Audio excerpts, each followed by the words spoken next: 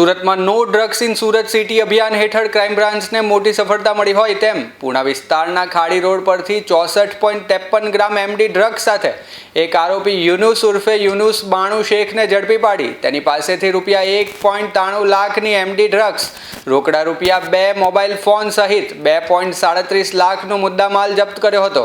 તો આરોપીએ પ્રાથમિક પૂછપરછમાં કબૂલાત કરી હતી કે સરથાણા જગતનાકા વિસ્તારમાંથી ડ્રગ્સ ખરીદી સુરતમાં છૂટક વેચાણ માટે આવ્યો હતો, જેને લઈને ક્રાઇમ બ્રાન્ચે હાલ સમગ્ર નેટવર્ક સુધી પહોંચવા વધુ તપાસ શરૂ કરી છે. No drugs in Surat city અંતર્ગત સુરત શહેર પોલીસ અને સુરત શહેરની ક્રાઇમ બ્રાન્ચ અને અલગ અલગ પોલીસ સ્ટેશનો દ્વારા સતત ડ્રગ માફિયા વિરુદ્ધ કાર્યવાહી કરવામાં આવી રહી છે.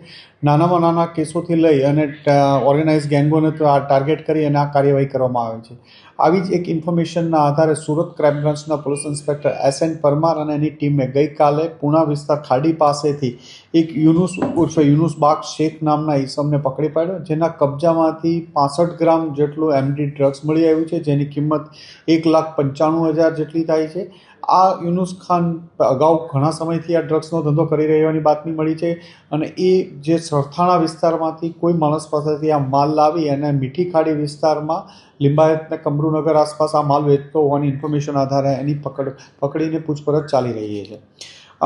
યુનુસ વિરુદ્ધ અગાઉ પણ અલગ અલગ મર્ડર જેવો ગુનાઓમાં પણ પકડાઈ ચૂક્યો છે. 2017માં એક મર્ડરના તલવારથી મર્ડર કરવાના કેસમાં શાબીર નામના માણસના કેસમાં 2017થી 21 સુધી જેલમાં હતો અને છેલ્લા 4-5 વર્ષથી છૂટ્યો હતો અને છેલ્લા 6-7 મહિનાથી આ ધંધામાં સંડોવાયેલો હોવાની માહિતી હાલમાં છે. એને પકડી એની વધુ પૂછપરછ કરવામાં આવી રહી છે.